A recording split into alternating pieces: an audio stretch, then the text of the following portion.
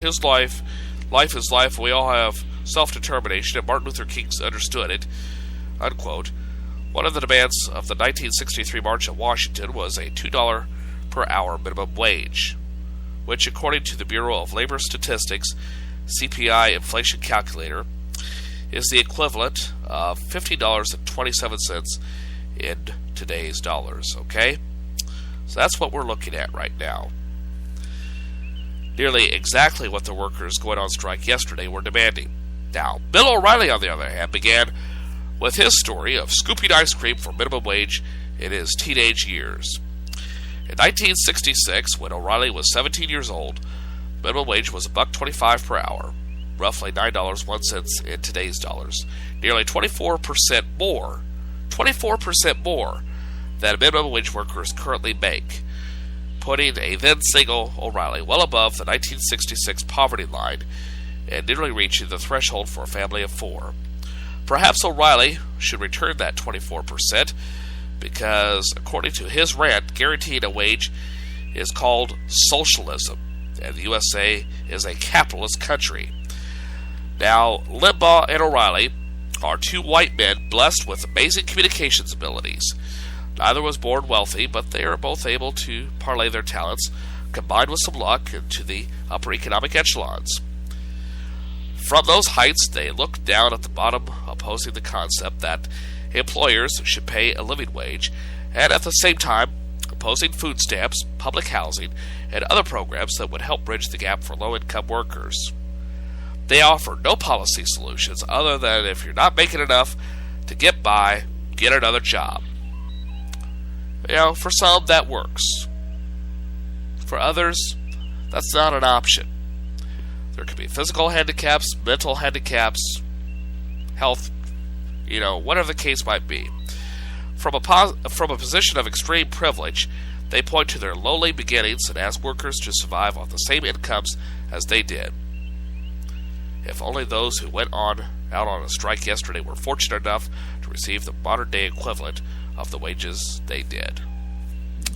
In other words, they are out of touch with reality.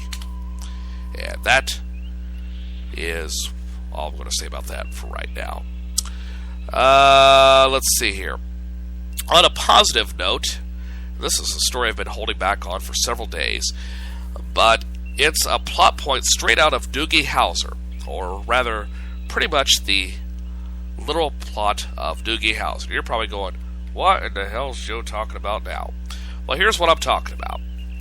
11-year-old Carson Huey Yu has been admitted to Texas Christian University as an incoming freshman. You heard right. He's only 11 years old. So, to put it in context, right around the time you were just starting to like the opposite sex, enough to be scared of them, or same sex, it's 2013 after all, Huey Yu is going to be studying physics. And just to make you further feel bad about your childhood, and honestly make your adulthood too, Huey Yu will be studying quantum physics, more specifically. Quantum physics.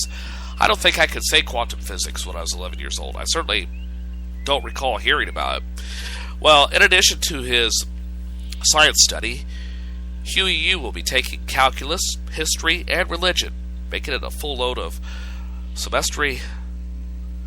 I hope this was not written by a college student. Semesterly college courses. Is that such a phrase? Well, anyway, he is currently the youngest student the university has ever had. He said, quote, "It's fun because it's basically just like high school, but in a big campus with a lot more people," unquote. Huey Yu said when speaking to Fort Worth Fox 11 News. Huey Yu was co-valedictorian of his senior class, scored a near-perfect 1770 on his SAT, speaks Mandarin Chinese, and plays the piano. Well, I play the piano. Granted, all that good. Who am I kidding? I can't even play chopsticks. Well, according to his mother, he was able to read by age 1. By 5, he was doing pre-algebra, and eventually doing calculus. Even at 3 times his age, I was barely doing pre-algebra.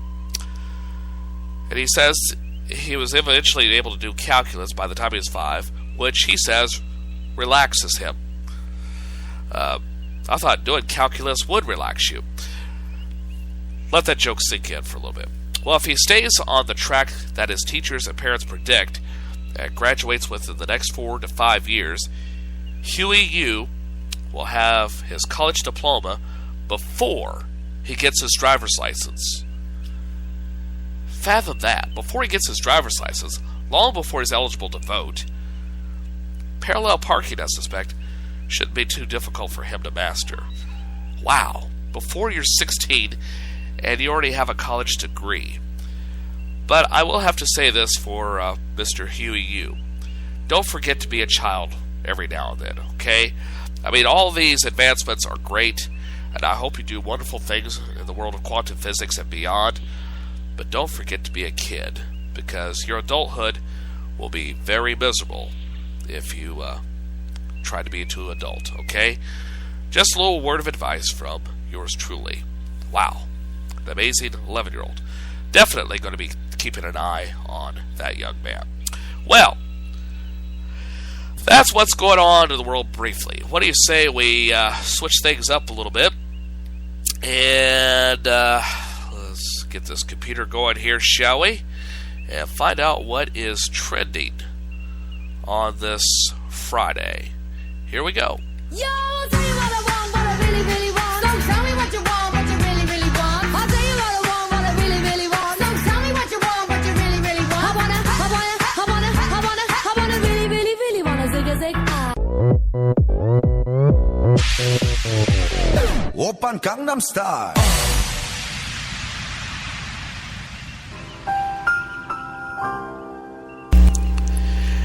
And here is what is trending on this Friday, August 30th, Lip Smacking Weekend. Today is Toasted Marshmallow Day. Toasted Marshmallow Day. Well, I like toast, but I'm not too crazy about marshmallows.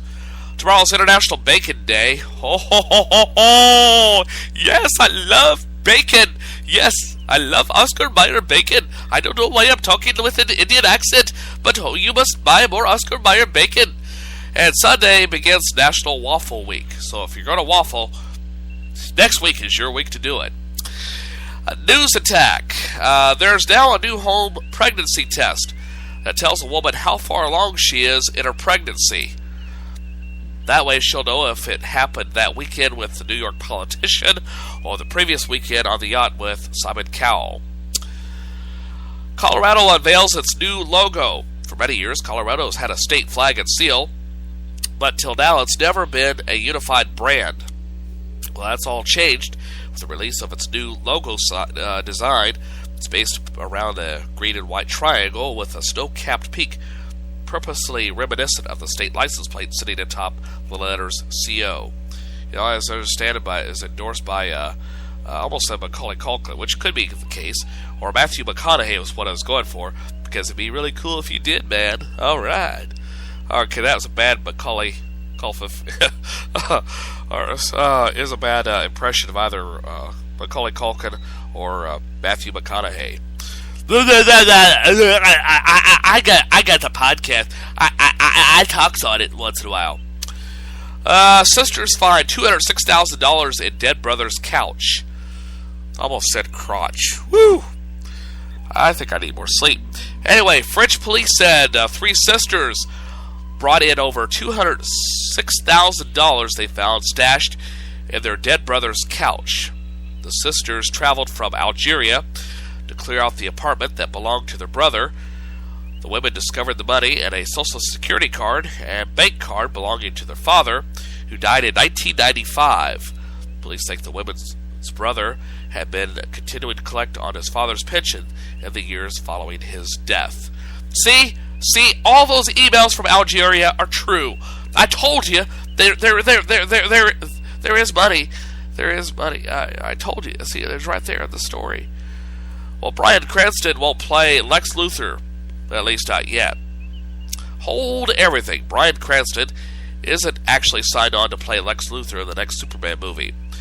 The rumor originated on a fake comic book news site called Cosmic Book News. Cranston responded to the rumor by saying, "Give me a call. I like Lex Luthor. I think he's misunderstood. He's a lovable, sweet man. Now, if only those rumors were true about Ben Affleck playing the next Batman. I don't know. I don't like to pass judgment before things that happen, but I'm not exactly sold. I mean, for years he's played decent parts in mediocre films and so forth.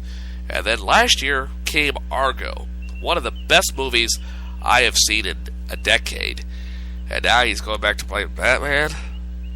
Yeah, good luck. I just hope you don't have the curse of the Clooney on you. And that's what's trending on this Friday. Well, what do you say we take a quick commercial break? Because I need to rest my choppers for just a moment. And when we come back, we'll have news headlines for you on this Friday. But before I do that, I guess I better load some PSAs, hadn't I? Because otherwise, it'd be like, somebody pulled our teeth. Well, we're going to start shooting back, String. Okay, so we'll start with that one first.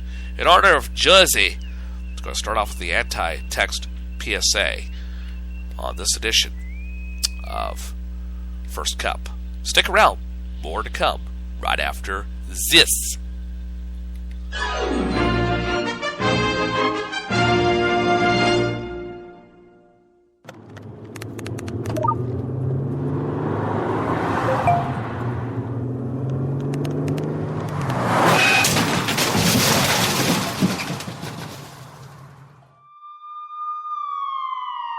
These are the sounds of someone taking their eyes off the road. Texting while driving is more than distracting. It's dangerous. Do us all a favor. When you're on the road, stay off the phone.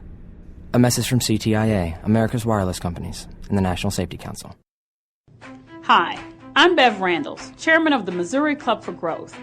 If you're like most people, you've had enough of wasted tax dollars and inefficient government. It's no surprise independent polling consistently finds that Americans believe at least half of our federal tax dollars are wasted every year. Here in Missouri, our state legislature is working to cut waste and grow our economy by passing the first major tax reform in nearly 100 years. This tax reform will benefit all Missourians by creating new jobs and letting us keep more of our hard-earned money to spend as we see fit. Put simply, tax reform means economic growth. And growth means more money and more opportunities for more Missouri families. If you agree, we need your help. Visit growmissouri.com today to tell our elected officials, stop wasting our tax dollars and start focusing on jobs and the economy. That's growmissouri.com. Paid for by Missouri Club for Growth PAC. You'd be loving this, mate, wouldn't you? Have you witnessed anything like this? Anybody can report this behaviour. Hey guys, can I get a hand for a sec? I thought you lesbians were supposed to be as good as us blokes. No matter how subtle, Hey princess, where's your tiara today? they are all forms of sexually based harassment. If you know someone's prejudices have got out of hand or have become inappropriate, do something about it.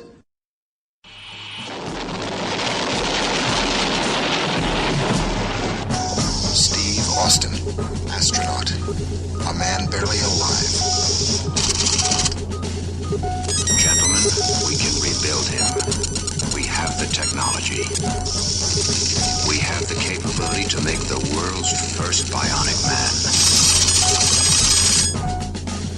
Steve Austin will be that man. Better than he was before. Better, stronger, faster.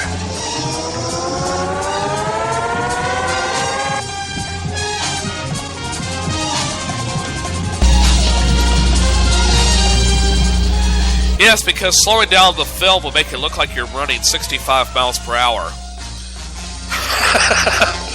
My first love of cybernetics started with that cheesy 1970s TV show, The $6 Billion Man, which I understand adjusted for inflation, making worth about $18 billion in today's economic numbers. Well, speaking of today's economic numbers, why don't we switch things over to the news desk for just a few moments and find out what's going on planet Earth. Hello, Americans. This is Paul Harvey. Stand by for news.